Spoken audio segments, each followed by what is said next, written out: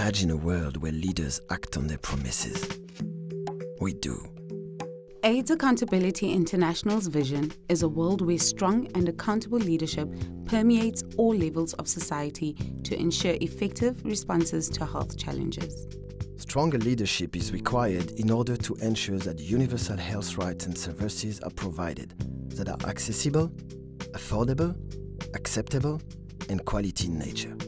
AIDS Accountability International was established in 2005 with the mission to follow up on commitments made by governments to the AIDS epidemic. Our work has since expanded to sexual and reproductive health and rights, malaria, tuberculosis, and non-communicable diseases. AIDS Accountability International focuses on inclusion of the most marginalized, with a focus on women and girls, lesbian, gay, bisexual, and transgender people. We have a global reach with an African focus.